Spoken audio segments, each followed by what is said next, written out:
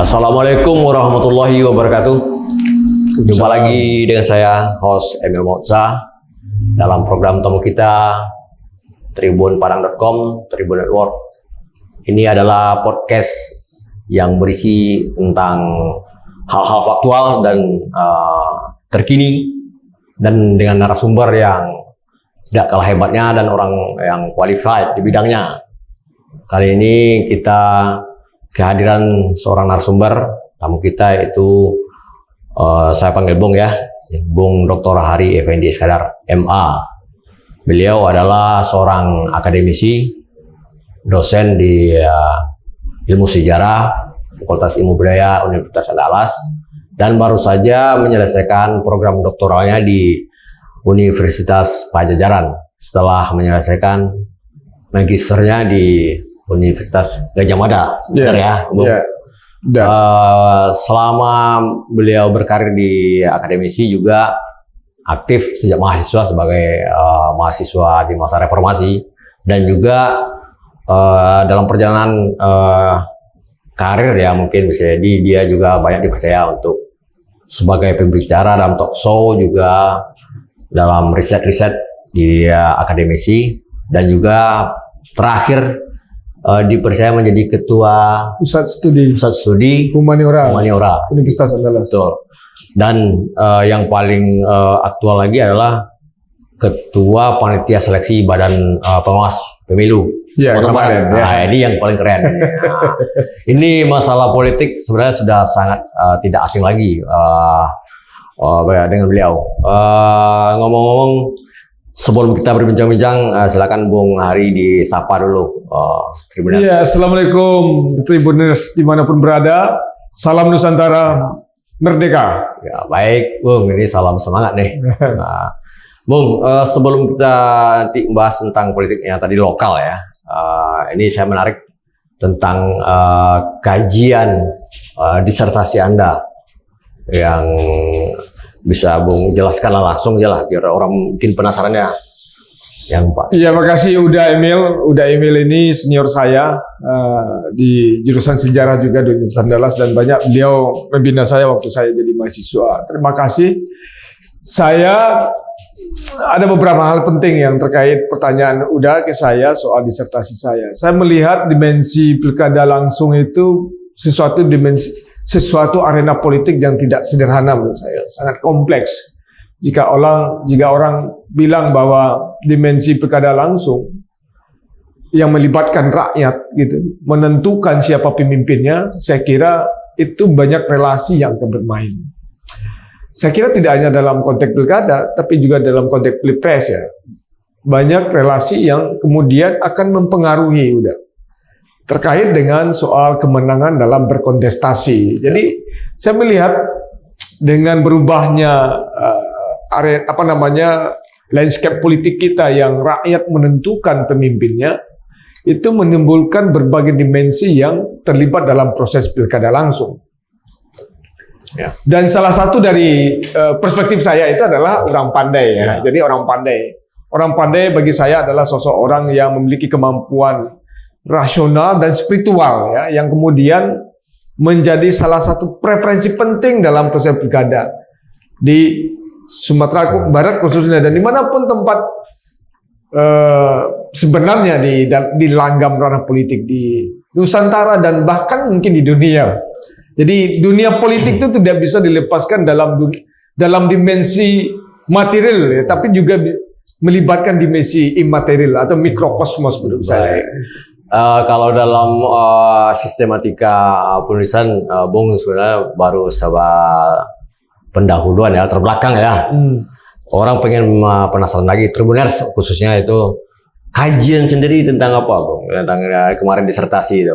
Yang bisa Bung tambahkan, lanjutkanlah jelasannya. Ya, jadi menurut saya dimensi pilkada langsung itu tidak hanya dipengaruhi atau tidak hanya ditentukan oleh materi ya. Saya bilang tadi, misalnya uang, misalnya kuasa, jabatan gitu ya, modal sosial politik yang lain, tapi juga dipengaruhi oleh dimensi supranatural, dimensi ruang-ruang gaib yang menurut saya itu tidak bisa dipisahkan dalam kehidupan masyarakat modern sekalipun ya, kalau kita rujuk pendapat Malinowski itu ya. Jadi dimensi supranatural, dimensi mistik dan gaib itu tetap menjadi bagian yang tidak bisa dilepaskan dalam kehidupan dimanapun, sampai kepada dimensi kehidupan modern sekalipun yang berbasis pada pikiran yang rasional, yang bahkan sangat kalkulatif ya menurut saya. Baik Bung, menarik nih, sehingga Bung bisa mempertahankan disertasi itu di sidang ya ilmiah. Dari situ menurut Bung terapannya seperti apa? Apakah itu masih akan temporer berlaku atau di masa yang akan datang akan bisa? Ya sampai kapanpun. Ini kan mau ceritanya nih orang mau pilkada lagi gitu ya. Dan saya kira saya mengambil batas waktu dari 2015 yang pilkada langsung ya, sampai kemudian 2019 gitu ya, bukan 2015 tapi 2004 ya, kemudian sampai 2015.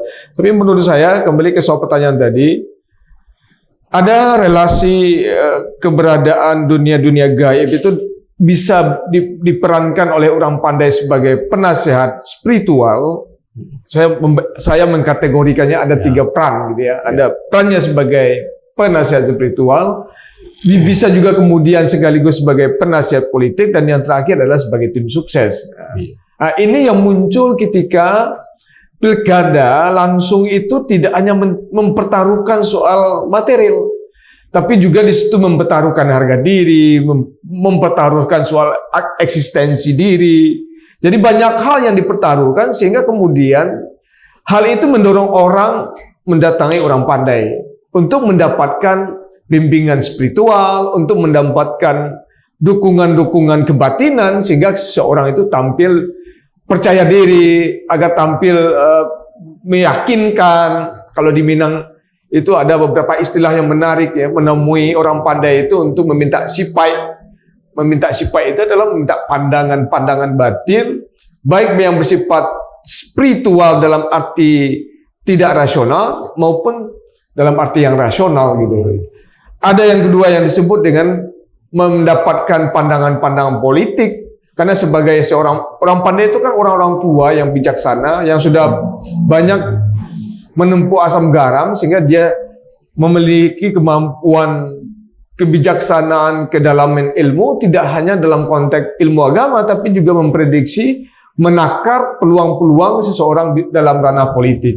Dan yang terakhir menurut saya yang terpenting adalah juga yang terjadi dalam disertasi saya dalam konteks terapan itu adalah orang pandai itu juga memiliki massa pendukung, basis loyalis yang kuat di masyarakat, sehingga kemudian kehadiran posisi mereka sebagai orang yang sangat penting bagi seorang calon itu sangat menentukan. Karena dia punya basis loyalis ya. Rata-rata orang-orang pandai ini dalam disertasi saya itu mengarah kepada orang-orang tokoh-tokoh agama yang punya basis pendidikan di tarekat gitu ya. Sehingga kemudian dia memiliki kemampuan berbagai hal, tidak dalam konteks ilmu agama saja, tapi juga bisa dalam konteks ilmu pengobatan, sehingga dia memiliki pengikut-pengikut yang sangat loyal gitu. Dan ini penting bagi seorang calon kepala daerah. Jadi banyak hal yang ingin didapatkan oleh seorang calon ketika menemui seorang orang pandai. Baik, ya, ini udah benar sudah dengan ulasan beliau nih kan sedikit banyak membuka cakrawala atau referensi baru ya. Itu dalam konteks pemilu langsung ya, pemilu langsung. Kita bisa pendekatan itu. Ini ada yang hal menarik nih, Bu. Ada pemilihan sebatas di kalangan legislatif, elit ya. Dan itu untuk memilih kepala daerah. Tapi mungkin bukan pemilihan pilkada tadi. Nah, ini yang paling aktual itu kan kursi wakil wali kota Padang, yang sudah lama belum terisi, menyusul terpilihnya wali kotanya jadi gubernur di Sumatera Barat. Kemudian sang wakil wali kota naik dan kursi wakil wali kota yang kosong. Jadi apakah pendidikan itu bisa juga? Nah, ini kan agak aneh, ini terbatas ya. Tidak perlu masa banyak, tapi semua beberapa orang di gedung DPRD itu yang punya kursi dan punya hak suara atau seperti Ya, jadi ada bagian yang belum tadi saya lupa jelaskan. Jadi saya meneliti tentang relasi kuasa orang pandai itu tidak hanya dalam konteks pilkada langsung, Ya.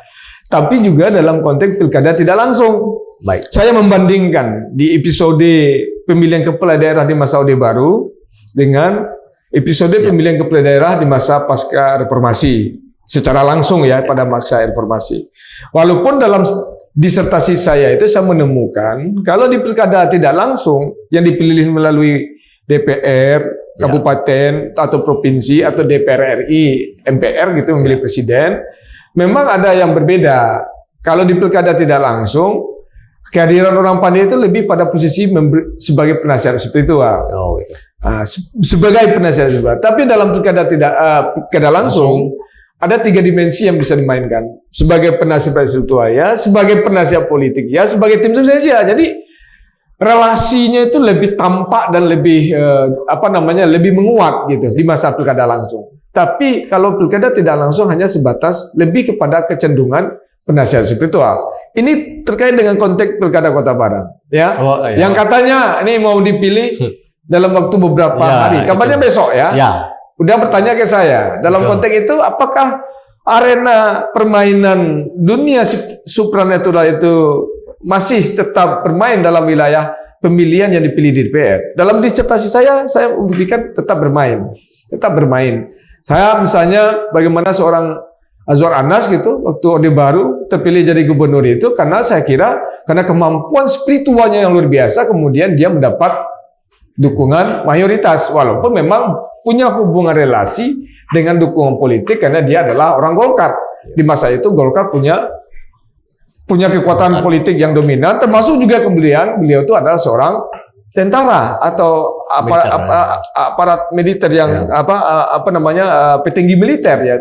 Semuanya berkorelasi menurut saya, tidak hanya sebatas kemudian dukung politik. Bagaimana dengan hari ini? Saya kira hari ini saya dalam konteks disertasi saya ini saya punya kesimpulan bahwa sebagai seorang pemimpin kan memang harus memiliki 2 aspek dimensi. Kemampuan dalam konteks material dan imaterial. Seorang pemimpin ya, bahwa ini dalam pandangan kita masyarakat Minang ya, harus basaratoan jadi pemimpin itu. Tidak hanya punya kemampuan pikiran dalam arti pendidikan, strata, record, tapi juga dukungan spiritual menurut saya ada. Dalam konteks ini siapa yang kemudian yang terpilih menurut saya orang yang tentu punya mantagi menurut saya. Mantagi dalam artian dia punya wibawa, marwah yang itu terpancar karena kemampuan spiritualnya yang baik menurut saya. Tidak ada ujuk-ujuk orang jadi pemimpin itu aye mata gitu. Kecuali Minang kan gitu. Tetap harus ada sandaran-sandaran keagamaan yang kuat, dukungan-dukungan spiritual yang kuat, sehingga kemudian dia tampak punya marwah, tampak punya mantagi, sehingga kemudian dia disegani menurut saya. Baik. Ini sudah kisi-kisi udah kelihatan ini dari Bung Hari ini. Jadi kalau memang mekanisme memang setiap fraksi itu menentukan pilihan ya. Kalau menurut saya teknis ya. Tatip lah mungkin istilah kalau dia. Ya, walaupun sebenarnya saya nggak terlalu menarik sebenarnya dalam bicara tentang pemilihan Wawako ini ya, karena ini kan tinggal jabatan ini sekitar lebih kurang 7-8 bulan lagi ya kan. Untuk apa baru sekarang menurut saya dipilih gitu ya. Kenapa kok kalau memang kita butuh sebagai seorang wakil, kenapa kok tidak jauh-jauh hari? Ini kan perspektifnya politik saja pendekatannya. Maka menurut saya sebenarnya tidak terlalu tertarik membahas itu. Tapi kalau udah tetap menanyakan ke saya akan coba jawab. Paling tidak dengan landasan alas dasar ilmiah tentu kita harus memanfaatkan beda pisau analisa Bung ya. Ini demi untuk masukan yang bisa jadi untuk bahan. Karena mungkin memberikan ilmu pengetahuan, berbagi ilmu juga mungkin ya, ilmu bermanfaat, ibadah juga, dan bagi juga manfaatnya nanti untuk jangka panjang, Bung. Ya, mungkin setengah memaksa mungkin.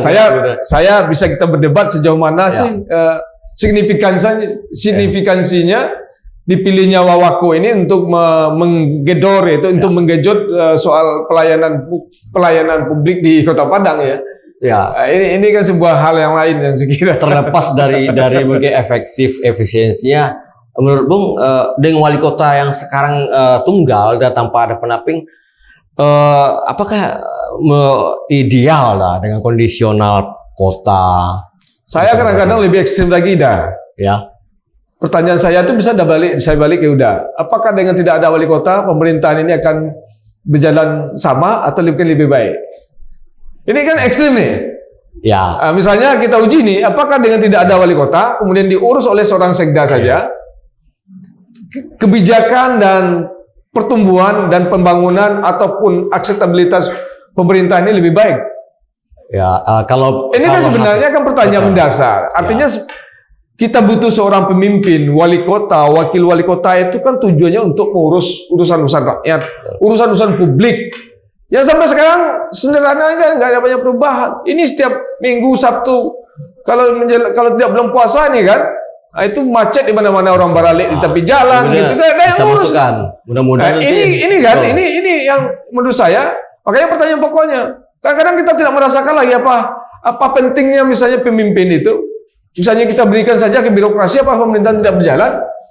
Baik. Kan mestinya pertanyaan ini yang penting kita jawab, bahwa pemimpin itu dipilih melalui pilkada langsung, ya, dengan dukungan rakyat agar legitimasinya kuat, sehingga kemudian apapun kebijakan yang mesti dia lakukan, mestinya akan berjalan lebih optimal. Kan itu tujuan dasar pemimpin itu dipilih secara langsung, sehingga dia mendapatkan legitimasi agar kebijakan itu mendapat dukungan dari masyarakat. Tapi kalau pemimpin, apakah itu gubernur, wali kota, bupati, dipilih hanya untuk sekedar terpilih kemudian selesai dengan menikmati kemudian mengembalikan biaya, saya kira ini yang perlu saya kira kita bincangkan ke depan, apakah pemilihan wali kota secara langsung ini perlu dipertahankan atau perlu dievaluasi menurut saya. Baik, Bung. Ini mungkin perlu di tingkat di legislatif lah ya, mungkin kita bahasa mungkin produk hukumnya mungkin ya di amandemen. Tapi yang jelas ini amanah undang-undang juga, amanah konstitusi juga. Makanya saya bilang undang-undang sendiri kan tidak kita Al-Quran yang menurut saya tabu untuk kita evaluasi. Dan memang aspiratif dan memang sesuai dengan konstitusi ya. Dan ini memang harus dijalankan. Kita artinya ini kehendak sebetulnya bukan kehendak satu pihak ya, kehendak secara artinya ya aspiratif sebenarnya. Dan itu sudah berproses. Ya, dan tinggal kalau dia tetap menanya ke saya, gimana nih siapa calon? Yang jelas mendekati tahapan yang final, tentu kita perlu juga ulas seperti apa persoalan-persoalan kota tentu akan timbul terus. Sehebat apapun birokratnya mungkin tanpa juga koordinasi atau memang pengelolaan yang ini mungkin tetap akan menghadapi kendala atau persoalan. Yang jelas untuk Padang satu ini atau di konteks konstelasi politik di Padang ini, menurut Bung selaku akademis yang lebih ke ilmu sejarah politik ya, yang ideal seperti apa nih Padang nih dipimpin oleh seorang apakah religius atau seperti Padang ini butuh seorang pemimpin teknokraktik menurut saya, seorang pemimpin yang betul-betul kemudian sangat paham dengan kebutuhan masyarakat Kota Padang. Ya, yang saya kira semakin hari butuh pemimpin yang sangat tahu dengan apa yang dirasakan masyarakatnya. Contoh sederhana misalnya, di mana-mana hari ini kalau sudah pulang kerja orang jam 3 itu hampir di banyak tempat itu macet di mana-mana. Yang sampai sekarang nggak pernah muncul wacana di Kota Padang ini, di wali Kota Padang, di pimpinan, termasuk juga DPRD, bagaimana mengurai, ya kan, macet yang di mana-mana gitu loh. Kota Padang saya kira kota yang saya kira kita punya potensi untuk mengelolanya menjadi kota metro mini yang indah yang bisa kita bangun jikalau pemimpinnya punya visi yang kuat gitu, saya kira ada. Dan hari ini saya kira kita sebenarnya kan rugi sebenarnya. Dari awal orang sudah menyorak-nyorakkan di mana-mana, ya segera dipilih wakil wali kota karena tugas tupoksi seorang wali kota itu tentu harus didukung oleh wali kota. Tapi hari ini nyatanya baru sekarang mau dipilih, jadi itu waktunya sudah hampir selesai gitu kan. Nah, jadi menurut saya seorang teknokratik yang mampu menyelesaikan banyak persoalan persoalan lalu lintas di Kota Padang, soal kebersihan, soal ketertiban umum, ya kan banyak hal nih yang kadang-kadang kita prihatin melihat kondisi kita di Kota Padang ini, dan sebenarnya kota ini sangat punya potensi kita bisa kelola lebih baik. Betul. Berarti tinggal kabinetnya harus diperkuat ya sebenarnya. Ya bisa kabinet, tapi awalnya tentu dipimpinnya. Iya, betul. Ya harus seorang pemimpin yang strong leader. Kita pernah dulu punya wali kota seperti Bapak Saruhujud yang saya kira banyak hal pernah dilakukan beliau ya, menata bagaimana kota Padang kemudian menjadi kota terbersih, misalnya kota dalam konteks pengelolaan juga baik gitu ya. Nah, itu sudah lama tidak kita dapatkan gitu. Baik, Bung. Ini kita tentu bicara tentang kayak lebih ke politik lah secara inilah ya mungkin ya, secara luas. Menurut Bung nanti tahapan pemilihan di DPRD ini untuk wakil wali kota nih Padang nih. Ini selaku analisa ya. Apakah langsung aklamasi atau akan ikon voting nih dari 40-an? Ini lihat dengan Bung seperti mempelajari Kota Padang seperti yang sudah selama ini. Saya tidak yakin akan terjadi aklamasi dah. Walaupun sekali lagi saya sebenarnya malas mendiskusikan ini, tapi karena udah bertanya juga, tapi saya tidak yakin ada aklamasi. Alasannya? Karena menurut saya dua calon ini kan dua calon figur wali kota antara Pak Ekos dengan Pak Eri ini ya. Iya. Ini kan dua calon yang saya kira hampir setara ya, kemampuan dalam berbagai hal ya. Mungkin profiling mereka hampir setara. Dua-duanya pengusaha ya, politisi, dan tidak punya kelebihan yang maksimum dibandingkan satu dengan yang lain. Sehingga kemudian perebutan atau perseteruan untuk mendapatkan dukungan di DPR itu menurut saya juga akan berimbang ya. Walaupun kemudian ada tentu bagian-bagian yang menguntungkan satu pihak dan ada bagian yang lain menguntungkan pihak yang lain. Nah, ini aja menurut saya yang akan terjadi. Walaupun saya meyakini dari analisis peta politiknya itu dua calon ini memiliki kekuatan yang hampir berimbang. Saya. Yang kedua, tentu yang akan mempengaruhi kemudian adalah dua sosok ini akan balik ke soal disertasi saya. Tentu akan kemudian dipengaruhi oleh kemampuan lobbying, kemampuan komunikasi politik, kemampuan termasuk ke soal apa tadi yang saya bilang soal kemampuan mantagi tadi. Siapa dari dua tokoh ini yang kemudian mampu memberikan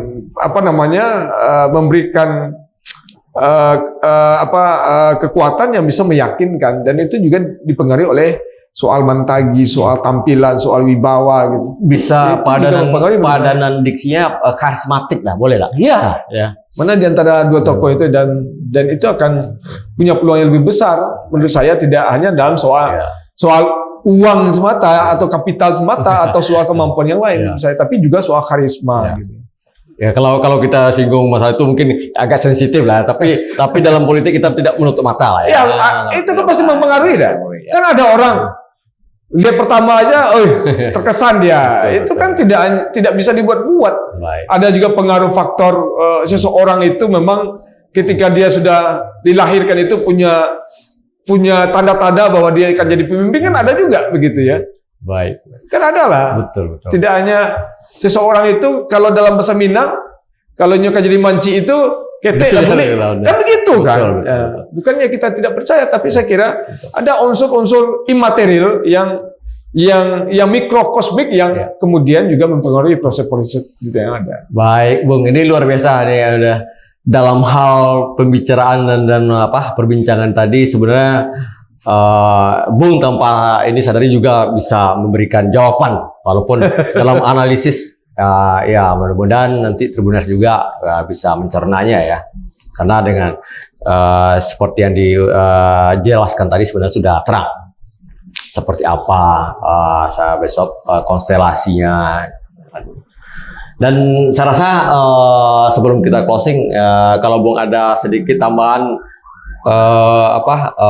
semacam konklusi lah. Ada misalnya, walaupun saya tidak akan mungkin memberikan simpulan karena sudah kuat semua tadi yang disampaikan. Ya, saya kira itu aja. Dan kita tentu sebagai masyarakat tentu, apalagi masyarakat kampus tentu tetap selalu menyuarakan bahwa kepada pemimpin, ya, kepada pejabat, ya, jadi pejabat tentu sebenarnya tanggung jawab untuk mengurus rakyat, ya. Jangan sampai kemudian rakyat tetap dijadikan sebagai alat saja, sehingga kemudian ini tentu akan sangat tidak bagus dalam konteks pembangunan masyarakat Indonesia ke depan. Saya kira itu aja. Baik. Terima kasih, Bung. Terima kasih juga sekali lagi atas karirnya dalam podcast tamu kita di tribunparang.com, dan mudah-mudahan ini bermanfaat. Sebelum saya tutup, jangan lupa Tribuners klik platform kami, akun YouTube Tribun Parang Official, akun TikTok, Instagram, dan Facebook. Dan saya akhiri, Assalamualaikum warahmatullahi wabarakatuh.